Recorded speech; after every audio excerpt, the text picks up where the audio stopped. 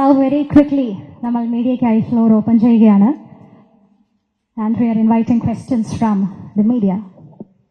നമുക്ക് ടൈം വളരെ ലിമിറ്റഡ് ആണ്. എത്രയും പെട്ടെന്ന് ക്വസ്റ്റ്യൻസ് ചോദിക്കാൻ സ്റ്റാർട്ട് ചെയ്യുകയാണെങ്കിൽ that will be helpful. Mic is here, so please.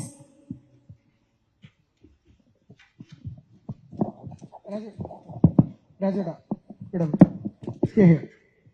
ഈ എംബ്രാനെ കുറിച്ചിട്ട് ഇപ്പോ മോർ ദാൻ സിനിമ അത് പ്രൊമോട്ട് ചെയ്ത രീതിയും ഭയങ്കരമായിട്ട് ചർച്ചയാവുന്നുണ്ട്. കാരണം കഴിഞ്ഞ കുറച്ച് ദിവസങ്ങളായിട്ട് സോഷ്യൽ മീഡിയയിൽ എല്ലാം എംബ്രാനാണ്. ചെന്നൈ പ്രൊമോഷൻസിനൊക്കെ ഞങ്ങൾ ഇതുവരെ കാണാത്ത ലാലേട്ടന്റെ ഒരുപാട് മൂമെന്റ്സുകൾ ഞങ്ങൾക്ക് കാണാനിടയായി.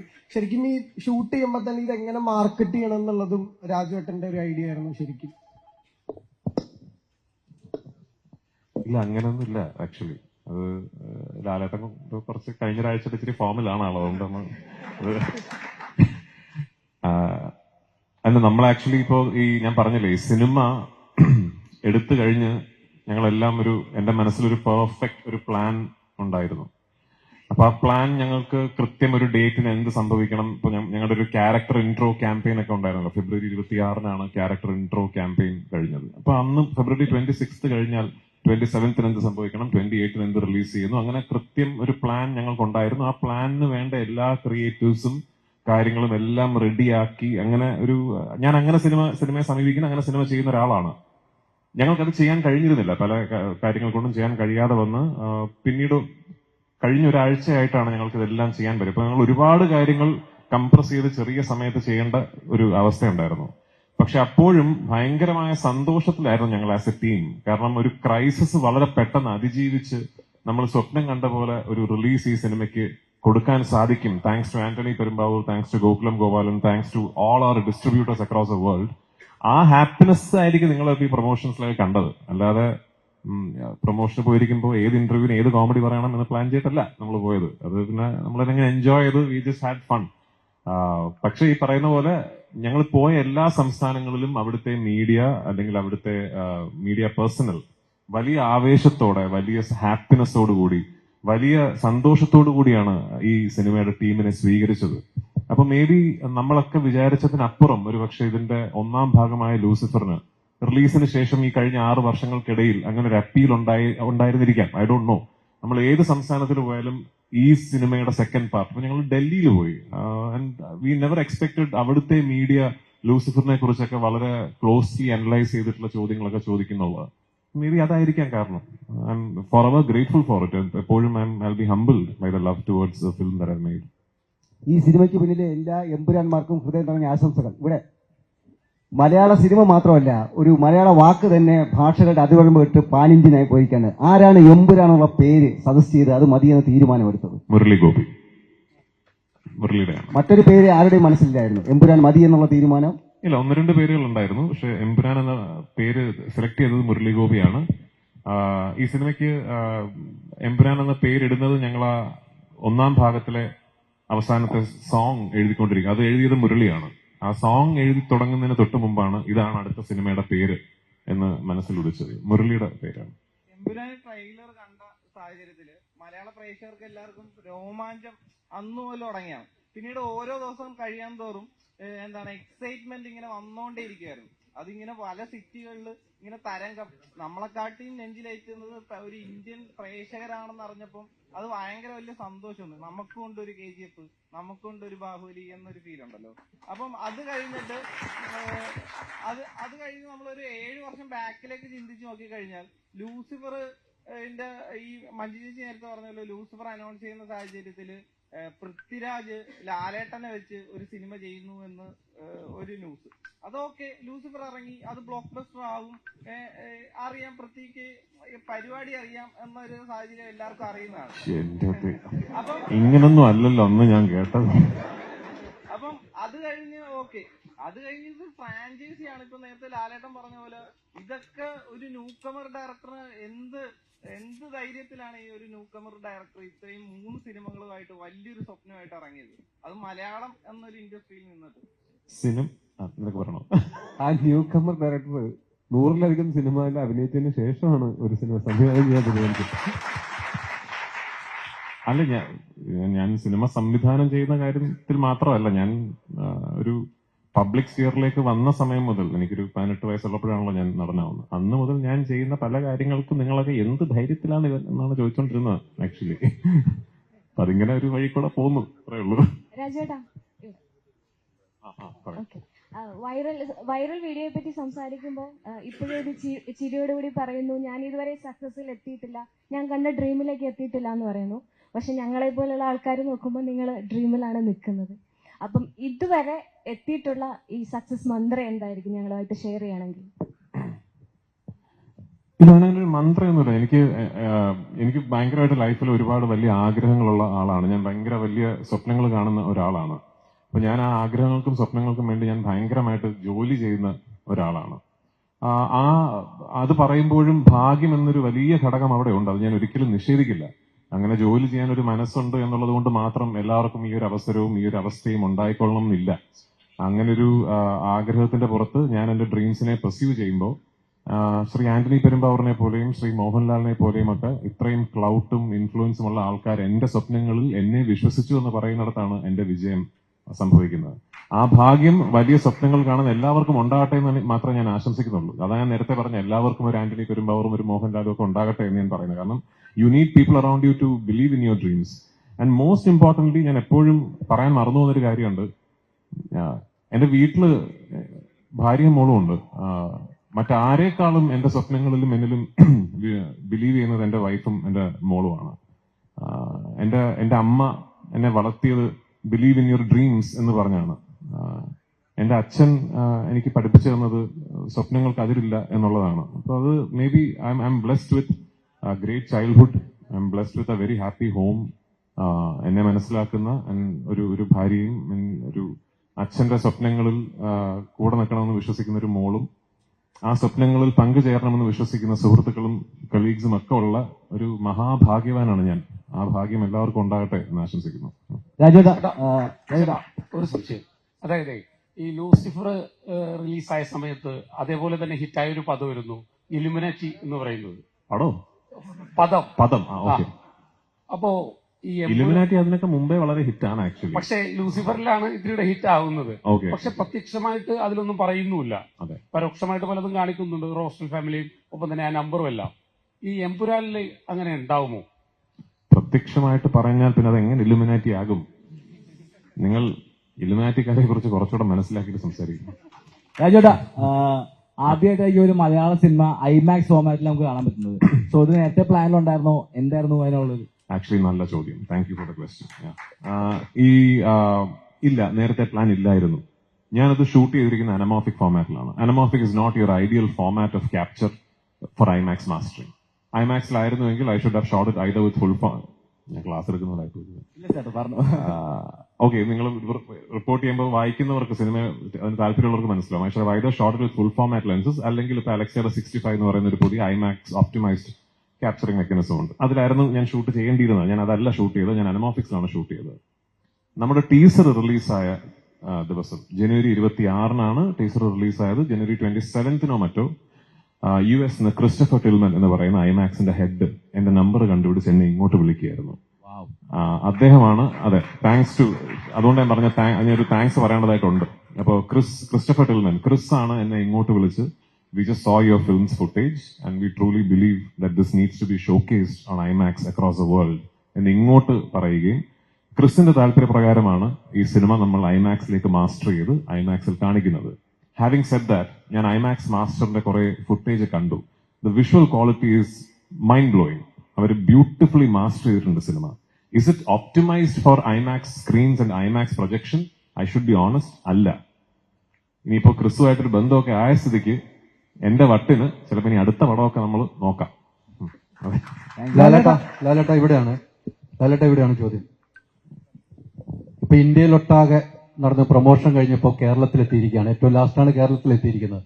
പക്ഷെ നമ്മൾ കണ്ട കുറെ പ്രൊമോഷനിൽ ഒരു ഇന്റർവ്യൂവിലും ലാലേട്ടന്റെ ചിരിയും കളിയും തമാശകളും കണ്ടു. ഒത്തിരി ടെൻഷൻ അടിച്ച് ഇവിടെ ആന്റണി പെരുമ്പാവൂർ എന്ന ഒരു പ്രൊഡ്യൂസർ ഇവിടെ ഇരിപ്പുണ്ടായിരുന്നു. ആ സമയത്തൊക്കെ ഡെയിലി രാത്രി നിങ്ങൾ കോൾ ചെയ്യുമായിരുന്നു. എപ്പോഴും നിങ്ങൾ ഷെയർ ചെയ്തുകൊണ്ടിരുന്ന എന്തായിരുന്നു? അത്ര എൻജോയ് ചെയ്ത ഏറ്റവും നല്ല ഇന്റർവ്യൂ ഏതായിരുന്നു ലാലേട്ടന് ഫീൽ? ഞാൻ ചിരിച്ച് കളിച്ച് സംസാരിക്കുന്നത് തെറ്റാണോ? ഏറ്റവും നല്ലതായിരുന്നു. അല്ല, അങ്ങനല്ല. നമുക്ക് ഇപ്പൊ ഈ അതിനൊരു മലയാളത്തിൽ ഏറ്റവും zenith of every sorrow is happiness എന്ന് പറയും. എല്ലാ സങ്കടത്തിന്റെയും മുകളിൽ നിൽക്കുന്ന സന്തോഷം എന്നാണ്. അപ്പൊ അതായത് നമ്മളും കൂടെ ഓൾറെഡി ആന്റണി ടൈമിങ്ങിലൂടെ ഒരുപാട് സങ്കടങ്ങളിലൂടെ പൊയ്ക്കൊണ്ടിരിക്കുന്ന സമയത്ത് ഞാനും കൂടെ സങ്കടപ്പെടുന്ന ഒരാൾ സന്തോഷത്തിലിരിക്കാന്ന് വിചാരിച്ചു. എൻജോയ് ചെയ്തല്ലോ. അങ്ങനല്ല, നമ്മള് ഒരു ചോദ്യങ്ങൾ എങ്ങനെയായിരുന്നു, അതില് ഒരു വ്യത്യസ്തമായ കാര്യങ്ങളായിരുന്നു. പിന്നെ നമുക്കൊരു 10-12 ഇന്റർവ്യൂ കഴിയുമ്പോഴത്തേക്ക് ഒരു ഡിസോറിയന്റഡ് ആവും. നമ്മൾ എന്താ പറയുന്നതെന്ന് അറിയാൻ പറ്റില്ല. അപ്പൊ അങ്ങനെ ചില തമാശകൾ പറഞ്ഞു എന്നേ ഉള്ളൂ. കാര്യം പിന്നെ സന്തോഷിക്കാതിരിക്കാനുള്ള കാരണങ്ങളൊന്നുമില്ലായിരുന്നു സിനിമയെ സംബന്ധിച്ച്. ബാക്കി വേറെ കാര്യങ്ങളൊക്കെ ഉണ്ടാകും. എമ്പുരാൻ എന്ന സിനിമയെക്കുറിച്ച് ഞങ്ങൾക്ക് വലിയ സന്തോഷിക്കാതിരിക്കാനുള്ള കാരണങ്ങളൊന്നുമില്ല. ഒരുപാട് കാരണങ്ങളൊക്കെ ഉണ്ടായി കഴിഞ്ഞു. ഞങ്ങൾക്ക് ഷൂട്ടിങ്ങിന് ഒരുപാട് കുഴപ്പങ്ങളുണ്ടായി. എന്ന് പറഞ്ഞാൽ ഷൂട്ടിങ്ങിന് വെതർ, ക്ലൈമറ്റ്, അതിൻ്റെ ലോജിസ്റ്റിക്സ്, യാത്രകൾ, അത് എടുക്കാനുള്ള ബുദ്ധിമുട്ടുകൾ. പക്ഷെ അതെല്ലാം പൃഥ്വിക്ക് എന്താ വേണ്ടത് അത് തന്നെയാണ് നമ്മൾ ഈ സിനിമയിൽ ചെയ്തിരിക്കുന്നത്. ഇപ്പോൾ എന്താ പറയണ്ടേ, ഒരു ഞങ്ങളുടെ യൂണിറ്റ് 300, 400, 500 പേരൊക്കെ ഉള്ള യൂണിറ്റ് ഉണ്ടായിരുന്നു. അവരെ ലഡാക്കിലേക്ക് കൊണ്ടുപോവുക, അങ്ങനെയൊക്കെ ഒരുപാട് കാര്യങ്ങളുണ്ട്. അതൊന്നും ഇപ്പൊ പെട്ടെന്ന് പറയേണ്ട കാര്യമില്ല. നമുക്ക് വളരെ സന്തോഷമായിട്ടിരിക്കാം. മൈലെണ്ണ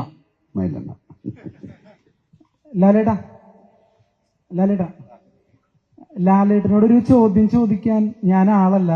കാരണം ഇപ്പോ അപ്പൊ പിന്നെ ചോദിക്കാതിരിക്കും നല്ലതല്ലേ? അല്ല ഞാൻ പറയാൻ വന്നതെന്ന് വെച്ച് കഴിഞ്ഞാൽ ഒരു നന്ദിയാണ് സത്യം പറഞ്ഞ. എന്താണ്? അതായത് ലാലേട്ടനെ എപ്പോ കണ്ടാലും ഞാൻ ആദ്യമായിട്ടാണ് കാണുന്നത്. ആദ്യമായിട്ടാണ് ലാലേട്ടനോട് ചോദ്യം ചോദിക്കുന്നത്. അതുകൊണ്ട് പറഞ്ഞതാണ്. ലാലേട്ടനോട് പറയാനുള്ളത് ഒരു നന്ദി മാത്രമാണ്.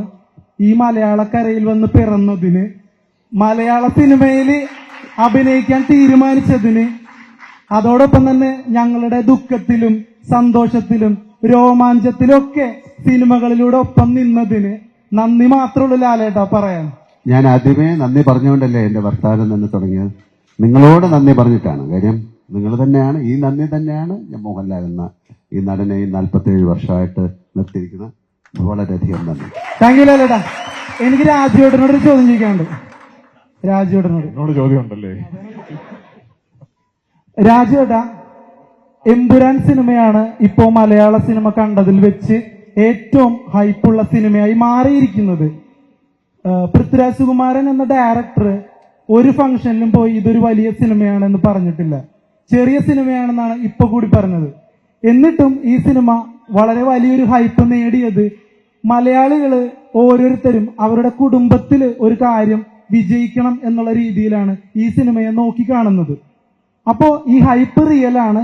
കഴിഞ്ഞ ദിവസം തിയേറ്റർ ഉടമകൾ പ്രസ് മീറ്റിൽ പറയുന്നത് കേട്ടു, അവരുടെ കടങ്ങളടക്കം ഈ സിനിമ മാറ്റും എന്നൊരു കോൺഫിഡൻസ് ഉണ്ടെന്ന്. അപ്പൊ ചോദ്യം ഇതാണ്, പൃഥ്വിരാജ് സുകുമാരൻ എന്ന ഡയറക്ടർക്ക് ഈ ഹൈപ്പ് നോക്കി കാണുമ്പോ ഹാപ്പിയാണോ അതോ പേടിയുണ്ടോ? എനിക്ക് വലിയ സന്തോഷമുണ്ട്. ഈ ഹൈപ്പ് എന്ന് പറയുന്നത് എല്ലാവരുടെയും പ്രതീക്ഷയാണല്ലോ. അപ്പോൾ ഞാൻ ചെയ്യുന്ന ഒരു സിനിമയുടെ മുകളിൽ അത്രയും പ്രതീക്ഷയുണ്ടെന്നും അത്രയും ആന്റിസിപ്പേഷൻ ഉണ്ട് എന്നുള്ളതിൽ വലിയ സന്തോഷം എനിക്കുണ്ട്. ഞാനൊരു 2-3 വർഷങ്ങൾക്ക് മുമ്പ് ഈ സിനിമയെക്കുറിച്ച് സ്വപ്നം കണ്ട് ഈ സിനിമയുടെ ഒരു രൂപം ഞാൻ എൻ്റെ മനസ്സിൽ പൂർണ്ണമാക്കിയപ്പോൾ അന്ന് ഈ സിനിമ ഫീസിബിൾ ആകില്ല എന്നാണ് എല്ലാവരും കരുതിയിരുന്നത്. ഇന്നിപ്പോ ഈ പ്രസ് മീറ്റിൽ ഇരിക്കുമ്പോൾ പെട്ടെന്ന് ചുറ്റിനും സംസാരം തുടങ്ങി, ഇത് ചിലപ്പോൾ ഫീസിബിൾ ആവും കേട്ടോ, കാരണം റിലീസിന് മുമ്പ് തന്നെ ഇപ്പൊ ഇത് ഇത്രയും റിക്കവറി നടന്ന സ്ഥിതിക്ക് ഇത് ചിലപ്പോൾ ഫീസിബിൾ ആയേക്കാം എന്നിപ്പോ ഒരു സംസാരം തുടങ്ങി. ഇപ്പൊ നിങ്ങളൊരു കാര്യം മനസ്സിലാക്കണം, ഇന്നിപ്പോ നമ്മൾ ഈ പറയുന്ന 80 കോടി രൂപയുടെ അഡ്വാൻസ് ടിക്കറ്റ് സെയിൽസ് ഒക്കെ പറയുന്നത് നമുക്ക് ഒരിക്കലും സ്വപ്നം പോലും കാണാൻ സാധിക്കാത്തതായിരുന്നു. ഇന്നിപ്പോ അതിന്റെ പശ്ചാത്തലത്തിൽ ഈ സിനിമ ഫീസിബിൾ ആയേക്കാമെന്ന് പറയുന്ന പോലെ അല്ല 2-3 വർഷങ്ങൾക്ക് മുമ്പ് ഈ സിനിമ സ്വപ്നം കാണുന്നത്. അന്ന് ശ്രീ ആന്റണി പെരുമ്പാവൂർ എന്ന് പറയുന്ന നിർമ്മാതാവ് ഒരു എക്സൽ ഷീറ്റ് എടുത്ത് വെച്ചിട്ട് ഒരു കാൽക്കുലേഷൻ നടത്തിയിരുന്നെങ്കിൽ ഈ സിനിമ ചെയ്യാൻ പറ്റില്ല.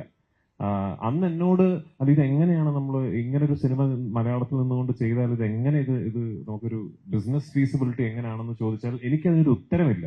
എനിക്ക് ആകെ ഉണ്ടായിരുന്ന ഒരു ഉത്തരം, ഇതൊരു വലിയ സ്വപ്നമാണ്.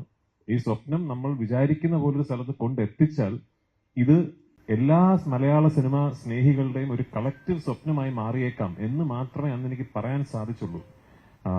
അത് വിശ്വസിച്ചതിന്, അന്ന് എന്നോടൊപ്പം നിന്നതിന്, മുരളിയുടെയും എന്റെയും വിഷനോടൊപ്പം നിന്നതിന് ശ്രീ ആന്റണി പെരുമ്പാവൂരിനോടും ശ്രീ മോഹൻലാലിനോടും ഞാൻ മാത്രമല്ല, ഇന്ന് നമ്മൾ എല്ലാവരും കടപ്പെട്ടിരിക്കുകയാണ്. കാരണം അവരൊന്നും അങ്ങനെ എന്റെ ഒപ്പം നിന്നില്ലെങ്കിൽ നമ്മൾ ഇന്ന് ഇതിനെക്കുറിച്ച് ഈ ആഘോഷം നമ്മൾ നടത്തുവോ? ഇത്ര വലിയൊരു ഇത് നമുക്ക് ഒരിക്കലും ഈ ഒരു ഓപ്പർച്യൂണിറ്റി കിട്ടില്ലായിരുന്നല്ലോ. അപ്പൊ എനിക്ക് ഒന്ന് മാത്രമേ പറയാനുള്ളൂ, ഇതൊരു മേ ബി ഒരു ലെസൺ ആണ്, മേ ബി ഇതിലൊരു പാഠമുണ്ട്. സ്വപ്നം കാണുമ്പോൾ അതിൽ വിശ്വസിച്ച്, ആ സ്വപ്നത്തിൽ വിശ്വസിച്ച് കൂടെ നിൽക്കാൻ ആൾക്കാരുണ്ടെങ്കിൽ ചിലപ്പോൾ എന്നേക്കാൾ വലിയ വലിയ അത്ഭുതങ്ങൾ പുൾ ഓഫ് ചെയ്യാൻ കഴിവുള്ള കാലിബറുള്ള ഫിൽം മേക്കേഴ്സ് നമ്മുടെ ഇൻഡസ്ട്രിയിൽ തന്നെ ഉണ്ട്. അപ്പൊ അവർക്കൊക്കെ അവസരം കിട്ടട്ടെ എന്നാണ് എനിക്ക്.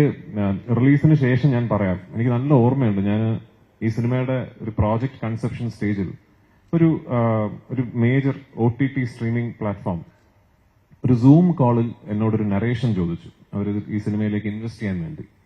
അപ്പൊ ഞാൻ ഈ സൂം കോളിൽ ഒരു നറേഷൻ പറഞ്ഞുകൊണ്ടിരിക്കുമ്പോൾ ഒരു പെർട്ടിക്കുലർ ഫസ്റ്റ് ഹാഫിലെ പടം തുടങ്ങി ഒരു മണിക്കൂർ കഴിയുമ്പോൾ വരുന്ന ഒരു സീൻ എത്തി. ഞാൻ ആ സീൻ നറേറ്റ് ചെയ്തുകൊണ്ടിരുന്നപ്പോൾ അദ്ദേഹം എന്നോട് സോറി ബട്ട് നിങ്ങൾ എന്താണ് ഈ പറയുന്നത് എന്ന് ചോദിച്ചു. ഞാൻ പറഞ്ഞാൽ ഇത് എങ്ങനെ ഷൂട്ട്, എങ്ങനെയാണ് ഇത് പുൾ ഓഫ് ചെയ്യാൻ നിങ്ങൾ ഉദ്ദേശിക്കുന്നത്, എങ്ങനെ എടുക്കാം എന്നാണ് നിങ്ങൾ ഈ പറയുന്നത്. ഞാൻ പറഞ്ഞാൽ അത് എന്റെ മനസ്സിലൊരു രീതി, ഒരു മെത്തേഡ് ഉണ്ട്, അത് എടുക്കാൻ പറ്റും. പറഞ്ഞു, ഇത് നടക്കുന്ന കാര്യമല്ല, ഇത് ഒരിക്കലും ചിന്തിക്കാൻ പറ്റാത്ത കാര്യമാണ് എന്നോട് പറഞ്ഞു. അദ്ദേഹം ഇന്നും അതേ സ്ട്രീമിംഗ് സർവീസിൽ ജോലി ചെയ്യുന്നുണ്ട്. So if you are listening, ഞാൻ ആ സീൻ ഷൂട്ട് ചെയ്ത് കേട്ടോ. അപ്പോ അതാണൊരു സ്വപ്നത്തിൽ ബിലീവ് ചെയ്യുന്നതും ബിലീവ് ചെയ്യാതിരിക്കുന്നതും തമ്മിലുള്ള വ്യത്യാസം. ഇതെടുക്കാൻ പറ്റില്ലല്ലോ എന്ന് ഒരിക്കൽ പോലും ഒരു സീനിൽ പോലും ആന്റണി പെരുമ്പാവൂർ പറഞ്ഞിട്ടില്ല. ആന്റണി ചേട്ടാ We'll be moving to last 3 questions. ഒരു 3 questions കൂടെ നമുക്ക് എടുക്കാം. ആന്റണി ചേട്ടാ, ഇപ്പോ ഇന്നത്തെ കാലത്ത് മാർക്കറ്റിംഗ് എന്നുള്ളൊരു പേര് കൂടുതലായിട്ട് കേൾക്കുന്നുണ്ട്. കാരണം ഇൻസ്റ്റഗ്രാം ഉണ്ട്, ഫേസ്ബുക്ക് ഉണ്ട്, വാട്സപ്പ് ഉണ്ട്.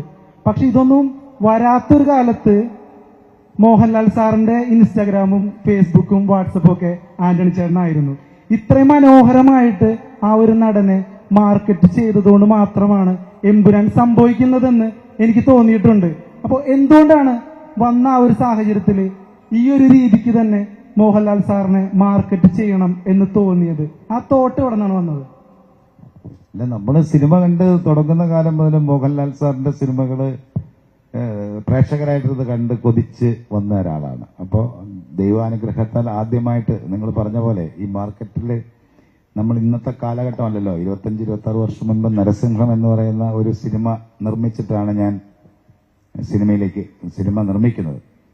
അപ്പൊ അതിന്റെ കാലങ്ങളെല്ലാം കഴിഞ്ഞു. പക്ഷെ അതിനേക്കാൾ വലിയ ഞങ്ങൾ എല്ലാവരും പറഞ്ഞുകൊണ്ടിരിക്കുന്ന ഒരു കാര്യമാണ്, അന്ന് മുതലുള്ള ആ ഒരു സക്സസിൽ നിന്ന് നമ്മൾ വളർന്ന് നമ്മൾ ചിന്തകളൊക്കെ മാറിക്കഴിഞ്ഞപ്പോ മോഹൻലാൽ സാർ എന്ന് പറയുന്ന ഒരാളെ എങ്ങനെ ഉപയോഗിക്കണം, ഏത് തലത്തിൽ കൊണ്ടുപോകാൻ പറ്റുമെന്ന് അറിയാവുന്ന ഒരാളുടെ കൂടെ എനിക്ക് യാത്ര ചെയ്യാൻ പറ്റി എന്ന് പറയുന്നതാണ്. ലാൽ സാർ പറഞ്ഞതുപോലെ രാജു എന്ന് പറയുന്ന ഒരു സൗഹൃദത്തിൽ നിന്ന് എനിക്കതിന് സാധിച്ചു. അപ്പൊ അതൊരു മാർക്കറ്റിംഗ് എന്ന് പറയുന്നത് ഞാൻ പറയുന്നില്ല. ഒരു സ്വപ്നം, ഞാൻ കണ്ട സ്വപ്നത്തിന്റെ കൂടെ എനിക്ക് നല്ല കുറെ ആൾക്കാരെ കിട്ടി.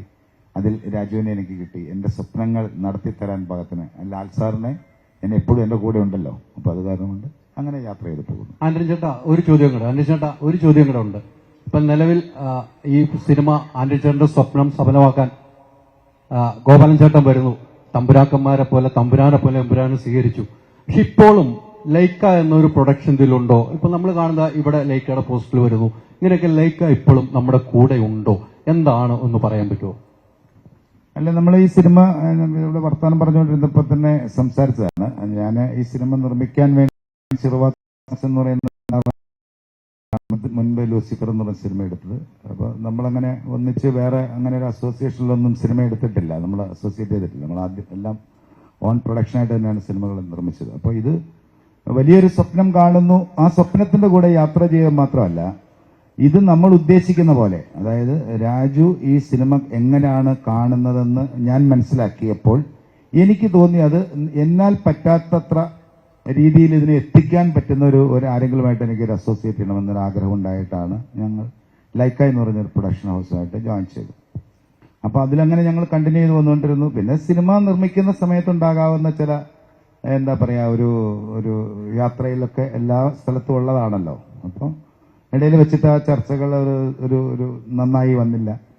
അപ്പോൾ ഇപ്പൊ നിലവിൽ ഇതിനകത്ത് 2 പ്രൊഡ്യൂസേഴ്സാണ് ഇപ്പൊ ഈ സിനിമയുടെ പിന്നിലുള്ളത്. അത് ഒന്ന് ആശീർവാദ് സിനിമാസും അതുപോലെ തന്നെ ഗോപാലൻ സാർ, ഗോകുലം ഗോപാലൻ സാറുമാണ് ഇപ്പോൾ നിലവിൽ ഈ സിനിമയിലുള്ളത്. ലാസ്റ്റ് വൺ ക്വസ്റ്റ്യൻ, അവസാനത്തെ ചോദ്യമാണ്. Last question. 24 hours എന്താ ഫ്രാൻസിൽ ഷൂട്ട് ചെയ്യണം, റഷ്യയിൽ ഷൂട്ട് ചെയ്യണം എന്ന് പറയാൻ നേരത്ത് ക്രെഡിറ്റ് കാർഡും കൊടുത്ത് ഇല്ലെങ്കിൽ 24 hours തന്നെ വിസ എടുത്ത് അങ്ങോട്ട് പറഞ്ഞു വിടാനും പിന്നീട് ക്രെഡിറ്റ് കാർഡ് കൊടുക്കാനും ഒക്കെ അത്രയും ഒരു കോൺഫിഡൻസ് ഉണ്ടല്ലോ, പൃഥ്വിയോട് ഉള്ള ഒരു കോൺഫിഡൻസ് ഉണ്ടല്ലോ. അത് എന്തുകൊണ്ടാണ് ആ ഒരു കോൺഫിഡൻസ് തോന്നാൻ? ഇപ്പൊ നേരത്തെ പറഞ്ഞ പോലെ അത് എന്തുകൊണ്ടെന്ന് ഈ സിനിമ പോയി കണ്ടാൽ മനസ്സിലാവും. അല്ല ഇത് പിന്നെ വേറെ കാര്യമുണ്ട്, ഈ സിനിമ എടുത്ത് സക്സസ്ഫുൾ ആക്കിയാലേ അടുത്ത സിനിമ എടുക്കാൻ കൂട്ടും. അതെ, ക്രെഡിറ്റ് കാർഡൊക്കെ കൊടുക്കാന്ന് പറഞ്ഞു കഴിഞ്ഞാൽ അത് ഇങ്ങോട്ടും തരാറുണ്ട്. അത് കാരണം ഇവിടെ കൊടുത്തു വിടുന്നു. അവിടെ ഞാൻ കൊടുക്കണമെന്നില്ല, പുള്ളിയുടെ തന്നെ സ്വന്തം കാർഡ് എടുത്താലും ചെലവ് ചെയ്തോളൂ. ഞങ്ങൾക്ക് ഒരു ഫംഗ്ഷനും കൂടെ പോകാനുണ്ട്. ഒരു ഡ്രോൺ ഷോ ആണ് അത്. It's connected with drugs, no to drugs എന്ന് പറയുന്നത്. അപ്പൊ നമ്മൾ അവിടെ എത്തേണ്ട ഒരു സമയം അതിക്രമിച്ചു. നിങ്ങളുടെയൊക്കെ സന്തോഷത്തോട് yes, thank you so much. ലാലേട്ടൻ പറഞ്ഞതുപോലെ മറ്റൊരു ഷോയ്ക്ക് അവർക്ക് പോകേണ്ടതുണ്ട്. So we are winding up. വളരെ അത്യാവശ്യമായ ചോദ്യമാണ്. ഒറ്റ ചോദ്യം, ഭയങ്കര അത്യാവശ്യമാണ്. ഒറ്റ ചോദ്യം. പണ്ട് പറഞ്ഞിട്ടുണ്ട് എമ്പുരാൻ എന്റെ പിള്ളേരുണ്ടടാ എന്ന്. ലൂസിഫർ കാണാത്ത ആളുകൾക്ക് എമ്പുരാൻ കാണാൻ സാധിക്കുമോ? ലൂസിഫറിന്റെ ഒരു കണ്ടിന്യൂറ്റി ആണോ? എങ്ങനെയാണ് ലൂസിഫർ കാണാത്ത ആളുകളോട് എന്താണ് രാജു പറയാനുള്ളത്? ഞാനത് ആക്ച്വലി പല പ്രാവശ്യം പല മാധ്യമങ്ങളിൽ ഞാൻ അഭിപ്രായപ്പെട്ടിട്ടുള്ളതാണ്. ഈ ഫ്രാഞ്ചൈസിന്റെ ആദ്യ 2 ഭാഗങ്ങൾ രൂപകൽപ്പന ചെയ്തിരിക്കുന്നത് ഇത് രണ്ടും സ്റ്റാൻഡ് അലോൺ സിനിമകളായും ഒരു കംപ്ലീഷൻ ഫീൽ ചെയ്യണം എന്ന രീതിയിൽ തന്നെയാണ്. ഇപ്പൊ നിങ്ങൾ ലൂസിഫർ എന്ന ആദ്യ ഭാഗം കണ്ടിട്ട് ഇതിനൊരു സീക്വൽ സംഭവിച്ചില്ലായിരുന്നുവെങ്കിൽ, അല്ലെങ്കിൽ ഒരു 2ാം ഭാഗം സംഭവിച്ചില്ലായിരുന്നുവെങ്കിൽ അതൊരു സ്റ്റാൻഡ് അലോൺ സിനിമയായിട്ട് ഒരു കംപ്ലീറ്റ് എക്സ്പീരിയൻസ് ആണെന്നാണ് എന്റെ വിശ്വാസം. ഈ 2ാം ഭാഗത്തിലേക്ക് വരുമ്പോൾ ആദ്യ ഭാഗം കണ്ടിട്ടില്ലാത്തവർക്ക് ഇതിലൊരു കഥ മനസ്സിലാവുകയോ അല്ലെങ്കിൽ പ്ലോട്ട് മനസ്സിലാവുകയോ ഉണ്ടാകില്ല എന്നാണ് ഞാൻ കരുതുന്നത്. ഒരു സ്റ്റാൻഡ് അലോൺ സിനിമയായിട്ട് തീർച്ചയായിട്ടും ഇതൊരു ഫുള്ളി കോംപ്രിഹെൻസിബിൾ ഒരു സിനിമയാണെന്നാണ് എന്റെ നിഗമനം. ഓഫ്കോഴ്സ് തിയേറ്ററിൽ സിനിമ കാണുമ്പോൾ ചില ഡയലോഗുകൾ വരുമ്പോൾ ഈ ഡയലോഗിന് എന്തിനാ കൈയടിക്കുന്നതെന്നൊക്കെ ആദ്യത്തെ ഭാഗം കാണാത്തവർ ചിലപ്പോൾ ചിന്തിച്ചേക്കാം. അതൊരു റീകോൾ വാല്യൂ, ത്രോ ബാക്ക് എന്നുള്ളതേ ഉള്ളൂ. എന്താണ് ഈ ചോദ്യം കഴിഞ്ഞിട്ട് ഞാൻ പോകട്ടെ? ഉറപ്പായിട്ടും. അല്ലടാ, പണ്ട് പറഞ്ഞത് എനിക്ക് എന്റെ പിള്ളേരുണ്ടടാ എന്ന് പറഞ്ഞിട്ടായിരുന്നു. ഇന്നിപ്പോ കഴിഞ്ഞ ഒരാഴ്ചയായിട്ട് നോക്കിക്കഴിഞ്ഞാൽ ആ പിള്ളേരാണ് ഫുൾ പവർ ആയിട്ട് ഇറങ്ങിയിരിക്കുന്നത്. ആ ആരാധകരെ കുറിച്ച് എന്താണ്? നമുക്ക് പിള്ളേരുണ്ടെന്ന് വീണ്ടും പ്രൂവ് ചെയ്തിരിക്കുകയല്ലേ അല്ലേ? അവരോട് എന്താ പറയേണ്ടത്? ഞാൻ തുടങ്ങിയത് തന്നെ വലിയൊരു നന്ദിയോടല്ലേ. ആ പിള്ളേരും നമ്മുടെ കൂടെ നിൽക്കട്ടെ. Thank you so much.